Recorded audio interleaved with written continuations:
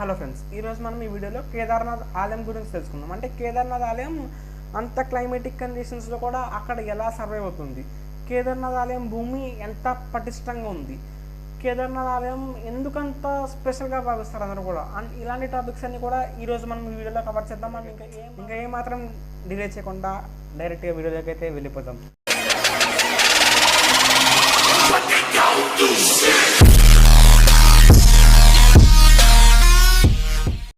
కేదార్నాథ్ ఆలయాన్ని ఎవరు నిర్మించిన దాని గురించి చాలా ప్రశ్నలు ఉన్నాయి. ఒకవైపు 22,000 అడుగుల ఎత్తులేమో కేదార్నాథ్ కొండ, ఇంకోవైపు 21,600 అడుగుల ఎత్తులేమో ఒక రాజ్కుండ్, ఇంకోవైపు 22,700 అడుగుల ఎత్తులేమో భారత్కుండ్ ఉన్నాయి.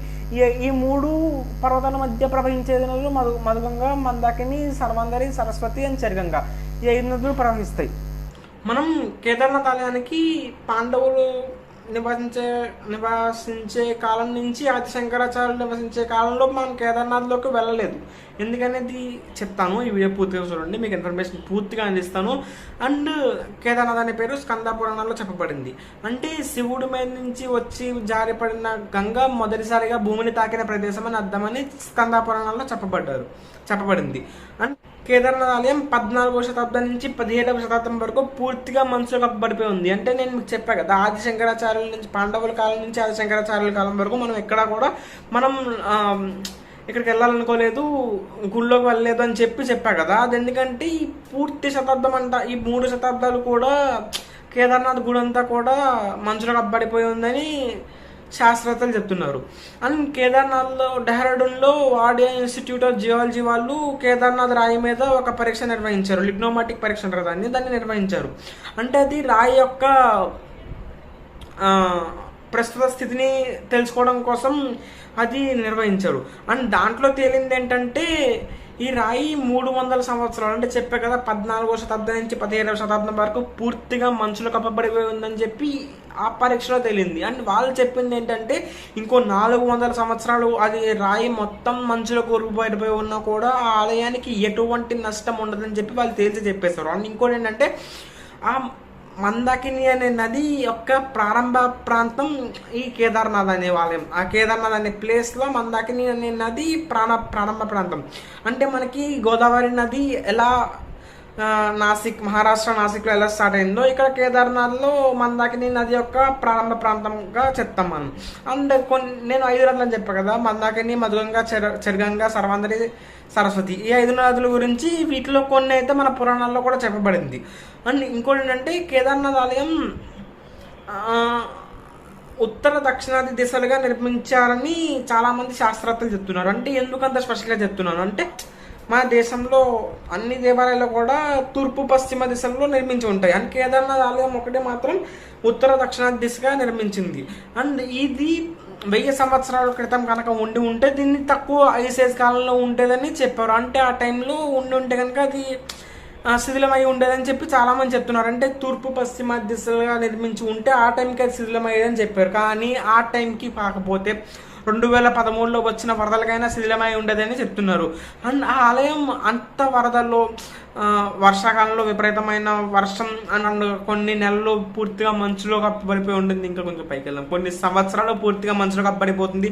అయినా కూడా ఆ ఆలయం యొక్క పటిష్టత ఎందుకంత స్ట్రాంగ్గా ఉండే దాని గురించి చాలా శాస్త్రవేత్తలు చాలా పరిశోధనలు చేశారు. కానీ ఇది ఇప్పటిదాకా అంత చిక్కగానే ఉంది. అండ్ 2013లో తాకిన వరద, కేదార్నాథ్లో తాకిన వరద మీ అందరికీ తెలిసిందే. అండ్ ఆ ఎఫెక్ట్ ఎలా ఉందంటే 16 కిలోమీటర్ల దూరంలో ఉన్న గౌరీకుండ్, అంటే కేదార్నాథ్ ఇక్కడ ఉంటే గౌరీకుండ్ ఇక్కడ ఉంటుంది. 16 కిలోమీటర్లు బై ట్రెక్కింగ్ వెళ్ళాలి మనం. ట్రెక్కింగ్ అనేది తెలిసిందే కదా, మనం నడుచుకుంటూ కానీ, గుర్రాల మీద కానీ, పల్లకిల్లో కానీ, ధూళిలో కానీ వెళ్ళాలి. సో 16 కిలోమీటర్లు వెళ్ళాలి. 16 కిలోమీటర్ కిందకి దాని ప్రభావం ఉంది. అండ్ కేదార్నాథ్ కొండ మీద వచ్చిన వరదలకి గుడి ఎలా సేవ్ అయిందనే ఒక పెద్ద ప్రశ్న అందరికీ ఉంది. అంటే మాక్సిమం అందరికీ తెలిసిందే, కానీ మళ్ళీ చెప్తున్నా. వెనకాల వచ్చి చౌరాబరి గ్లేషియర్, కేదార్నాథ్ కొండ దగ్గర చౌరాబరి గ్లేషియర్ అని ఉంది. గ్లేషియర్ అంటే మంచు పర్వతం అని అర్థం. ఆ మంచు పర్వతం నుంచి వచ్చి ఒక పెద్ద రాయి ఆ గుడి వెనకాల పడింది. చెప్పా కదా, ఆ గుడిని ఉత్తర దక్షిణాది దిశలుగా నిర్మించారు, తూర్పు పశ్చిమ దిశలో నిర్మించలేదని చెప్పి. ఉత్తర దక్షిణాది దిశలుగా నిర్మించడం వల్ల ఏమైందంటే గుడి సేవ్ అయింది. ఆ రాయి ఎంత సైజు ఉందంటే గుడి పట్టేంత సైజే, కరెక్ట్గా గుడి సైజే. అదే దాన్ని కనుక తూర్పు పశ్చిమ దిశలో నిర్మించి ఉంటే, అదే ఇలా నిర్మించి ఉంటే ఆ గుడి అప్పటికే ధ్వంసం అయ్యేది. సో ఆ గుడిని ఇలా నిర్మించారు. సో ఇది రాయి అనుకోండి, ఈ రాయి ఎక్కడి నుంచో వచ్చి ఇలా గుడి వెనకాల పడింది. ఆ గుడి కూడా ఇలా ఉంది కాబట్టి కరెక్ట్గా గుడి సైజు సరిపోయింది. ఇంతలా ఉండేది గుడి. ఇంత పొడవు ఉంటుంది, బాగా పొడవు ఉంటుంది గుడి, బాగా పొడవు. అండ్ ఒకవేళ ఈ గుడి కనుక ఇలా నిర్మించకుండా ఇలా నిర్మించుకుంటే ఈ రాయి ఎంత ఉంటుంది అండ్ ఈ గుడి ఎంత ఉంటుంది, మిగతా పాట అంతా కూడా ఆ వరదలకి తుడిచిపెట్టుకుపోయేది. అండ్ మీకు ఇంకో తెలియని విషయం ఏంటంటే 1200 సంవత్సరాలు అయిందని చెప్పాను కదా కేదార్నాథ్ గుడి కట్టి నిర్మించి 1200 సంవత్సరాలు అయిందని చెప్పాను. అండ్ 1200 సంవత్సరాలకు గుడితో పాటు కొండ మీద ఉన్న ఇల్లులు మరియు షాపులు అన్నీ కొట్టుకుపోయే ఎగ్జాక్ట్ కేదార్నాథ్ టెంపుల్. ఎందుకంటే ఆ రాయి వల్ల. దాన్ని మనం ఇప్పుడు భీమునిసిల్గా ప్రార్థిస్తున్నాం, ఎందుకంటే మన గుడిని కాపాడింది కాబట్టి. అండ్ ఇంకోటి ఏంటంటే కేదార్నాథ్ గుడి కన్నా స్ట్రాంగ్గా ఉండే మిగతావన్నీ కూడా తుడిచిపెట్టిపోయే ఒక్క కేదార్నాథ్ గుడి తప్ప. అండ్ మనకి 2013లో గౌరీకుండ్ నుంచి కేదార్నాథ్ కొండ మీదకి వెళ్ళే గౌరీకుండ్ కొండ మీద నుంచి కేదార్నాథ్ కొండ మీదకి వెళ్ళే ఒక కనెక్టింగ్ బ్రిడ్జ్ ఉంటుంది. ఆ బ్రిడ్జ్ మీద ఇదివరకు 100 మంది నడిచేసేవాళ్ళు. అండ్ 2013లో వచ్చిన వరదల వల్ల ఆ బ్రిడ్జ్ అనేది మొత్తం కూలిపోయింది. అంటే పైనుంచి వచ్చిన, మీకు మ్యాక్సిమం డిస్ప్లే చేస్తాను చూడండి, పైనుంచి వచ్చి పడిన రాళ్ళ వల్ల ఆ గుడి అయితే, పైనుంచి వచ్చి పడిన రాళ్ళ వల్ల కింద నుంచి మందాకిని నది ఓవర్ఫ్లో అవడం వల్ల, అంటే ఆ బ్రిడ్జికి ఉంటే మందాకిని నది ఎక్కడికో కింద కనిపిస్తుంది మనకి, అసలు కనిపిస్తుంది, లైట్ దారం మనకు కనిపిస్తుంది. అండ్ ఆ వరదల టైంలో ఏమైందంటే ఈ బ్రిడ్జ్ నుంచి వాటర్ వెళ్ళిపోయి అండ్ ఇంకా ఒక ఓవర్ ఫ్లోటింగ్ అవడంతో ఆ బ్రిడ్జ్ని కూడా కూల్ చేసి అండ్ పైనుంచి పడిన రాళ్ళు కూడా కొంచెం కారణం ఉంది. అండ్ అంత వరదలు రావడం కారణం ఏంటంటే చౌరాబారి గ్లేషియర్ అని చెప్పే కదా, అక్కడి నుంచి ఒకేసారి 6 కేజీల మంచు ఒకేసారి కరిగి పడిపోవడంతో అక్కడ అలా పెద్ద వరదలు వచ్చింది. అండ్ 2013 వరదల తర్వాత గుడిని ఆడిట్ చేయడానికి ఐఐటి మద్రాస్ వాళ్ళు ఎన్డిటి పరీక్ష నిర్వహించారు. కానీ దాంట్లో తేల్చెప్పింది ఏంటంటే ఈ గుడికి ఏమాత్రం చెక్కు చెదరలేదు అని, ఈ గుడి 99% పటిష్టంగా ఉందని చెప్పి వాళ్ళు తేల్చి చెప్పేశారు.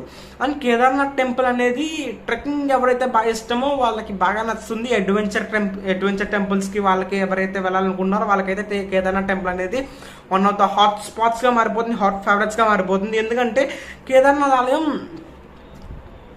మనకి ట్రెక్కింగ్ చేసే వాళ్ళకి ఎందుకంత నచ్చుతుందంటే కొండలు కూడా ఇలా ఎక్కేస్తున్నట్టు అనిపిస్తుంది మనకి. ఎందుకంటే కొంచెం సేపు ఎలా ఉంటుంది, కొంచెం సేపు ఎంత డౌన్ ఉంటుంది, మరీ అంత ఉండదు, ఒక 45 to 50 degrees దాకా 180 degrees ఇలా ఉంటుంది మనకి కొండ. అంటే ఎప్పుడు కూడా ఇలా ఉంటాయి కొండలు. సో ఇప్పుడు ఎలా ఉంటుందంటే ఇంకా పైకి ఇంకా కిందకి 180 degrees కదా, ఇంకా పైకి ఉండొచ్చు, ఇంకా కిందకి ఈ కింద కూడా ఉండొచ్చు. సో ట్రెక్కింగ్ చేసే వాళ్ళకి అనేది ఇది, అడ్వెంచర్ చేసే వాళ్ళకి ఎవరైనా కూడా మీరు కేదార్నాథ్ వెళ్ళాలి అనుకుంటే మాత్రం ట్రెక్కింగ్ చేస్తే ఇట్స్ ఎ వండర్ఫుల్. ట్రెక్కర్స్ కానీ లేకపోతే అడ్వెంచరస్ పీపుల్స్ కానీ ఇదైతే బాగా నచ్చుతుంది, 100% ష్యూర్. కేదార్నాథ్ ఆలయం ఉన్న భూమి 8వ శతాబ్దంలోనే కాదు 21వ శతాబ్దంలో కూడా చాలా అనుకూలంగా ఉంది, ప్రతికూలంగా ఉంది. ప్రతి పరిస్థితి కూడా అది, అంటే ఒక మనిషి అలా అడ్జస్ట్ అయిపోతాడు, ఎంత సింపుల్గా అడ్జస్ట్ అయిపోతారు. ఎండ అయితే ఎండకి, వాన అయితే వానకి. మన ఇక్కడ అది, అక్కడ మంచి అయితే మంచికి, వర్షం అయితే వర్షానికి, అంత ప్రతికూలంగా ఉంది. అంటే ఏ సిచ్యువేషన్కైనా కూడా అది అలవాటు పడిపోతుంది. అండ్ ఇంకోటి ఏంటంటే కేదార్నాథ్లో 2013లో వరదలు వచ్చాయని చెప్పాను కదా, వరదలకి 5748 మంది, అంటే 5700 మందికి పైగా చనిపోయి ఉంటారని ఉత్తరాఖండ్ ప్రభుత్వం తేల్చి చెప్పేసింది. అండ్ 4200 గ్రామాల వరకు దెబ్బతిన్నాయి. అండ్ ఒక రంబారా అనే విలేజ్ అయితే పూర్తిగా కొట్టుకుపోయింది. రంబారా విలేజ్ అంటే గౌరీకుండ్ టు కేదార్నాథ్ వెళ్ళే మధ్యలో రంబారా విలేజ్ ఉంటుంది. ఎవరైనా వచ్చేవారైనా అక్కడ రూమ్స్ ఉంటే అక్కడ రెస్ట్ తీసుకుని నెక్స్ట్ డే మార్నింగ్ ఆ రోజు ఈవినింగ్కి మనం బయలుదేరి వెళ్ళొచ్చు కొండ మీదకి.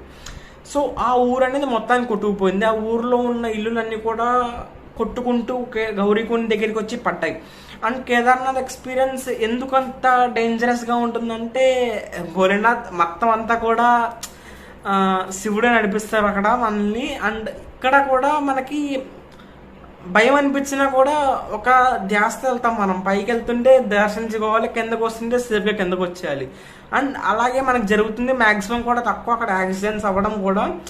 అంత మనం నార్మల్గా చూస్తుంటాం బస్సెస్ అండ్ కార్స్ ఏదైనా కొండ మీద వెళ్తుంటే లోయలోకి పడిపోయి చాలా వింటూ ఉంటాం. అంటే అక్కడ మూగ జీవాలు, ఒక మనిషి మనం అయితే గైడ్ చేసుకోగలం, మనిషి అయితే, అండ్ మూగ జీవాలు కూడా ఒక ఆర్గనైజ్డ్ వే వెళ్ళిపోతాయి. అలా కొండ ఎటుందో అలా వెళ్ళిపోతాయి. సూపర్ ఉంటుంది అక్కడ, వ్యూస్ అన్నీ కూడా అదిరిపోతాయి అన్న. మీరు ఎవరైనా వెళ్ళాలనుకుంటే కనుక ప్లీజ్ ఫస్ట్ ప్రిఫరెన్స్ మీరైతే కేదార్నాథ్కి ఇచ్చుకోండి. మీరు హెలికాప్టర్ వెళ్ళాలనుకుంటే పటాన్ నుంచి కేదార్నాథ్ టెంపుల్ ఒక 1/2 కిలోమీటర్ దూరంలో దింపేస్తారు. 1/2 కిలోమీటర్ కాదు, ఒక 1/2 కిలోమీటర్ నుంచి 1/2 కిలోమీటర్ మధ్యలో ఎంత డిస్టెన్స్ ఉందో కరెక్ట్గా అక్కడ దింపుతారు. అంటే నాట్ 1/2 కిలోమీటర్ కాదు, మరి అని 1/2 కిలోమీటర్ కూడా కాదు, ఈ రెండింటికి మధ్యలో దింపుతారు. అంత డిస్టెన్స్ మాత్రం మనం నడవాలి. కేదార్నాథ్లో ప్రతిసారి పడిన వర్షం కంటే 375% ఎక్కువ వర్షపాతం నమోదైంది ఆ సంవత్సరం 2013లో. అండ్ దానివల్ల చాలా దెబ్బతిన్నాయి. చెప్పాను, కేదార్నాథ్లో 1200 సంవత్సరాల నుంచి కేదార్నాథ్ గుడితో పాటు నివాసం ఉంటున్న ఇల్లు అండ్ షాప్స్ అన్ని కూడా తుడిచిపెట్టిపోయి ఎక్సెప్ట్ కేదార్నాథ్ టెంపుల్ అని కూడా చెప్పాను మీకు. అండ్ దానికి ముఖ్య కారణం అండ్ గుడి దిశలు కూడా. అండ్ ఆ టైంలో 8వ శతాబ్దంలో అంతలా ఆలోచించి కట్టిన వాళ్ళకి మనం నిజంగా పాదాభివందనం చేయాలి. అండ్ ఇంకోటి ఏంటంటే, కేదార్నాథ్ గుడి కట్టిన రాయి శాస్త్రవేత్తలు ఏం చెప్పారంటే ఇప్పుడు అలాంటి రాయి మనకి ఎక్కడ దొరకదని చెప్పారు. అండ్ ఆ రాయిని ఆ టైంలో కౌరికొండ దగ్గర నుంచి కేదార్నాథ్కి ఎలా తీసుకెళ్ళి ఉంటారు అనేది ఒక పెద్ద ప్రశ్న. అండ్ దాని మీద రీసెర్చ్ అయితే కొనసాగుతుంది. ఏమైనా అప్డేట్ ఉంటే నేను మాత్రం పక్కా తెలియజేస్తాను. ఒకవేళ వీడియో రూపంలో కాకపోయినా కూడా షార్ట్స్ రూపంలో అయితే పక్కా నేనైతే తెలియజేస్తాను. అండ్ ఈ వీడియో మీకు ఇన్ఫర్మేటివ్గా ఉంది అనిపిస్తే కనుక ప్లీజ్ లైక్ చేయండి. అండ్ మీ ఫ్రెండ్స్ కూడా ఈ ఇన్ఫర్మేషన్ తెలుసుకోవాలంటే ప్లీజ్ షేర్ చేయండి. అండ్ మీకు నా ఛానల్ నచ్చితే కనుక సబ్స్క్రైబ్ చేయండి. అండ్ ఇంకోటి ఏంటంటే, ఈ వీడియోకి అంతే guys, thank you so much, love you so much, meet you next video. Until then take care and goodbye.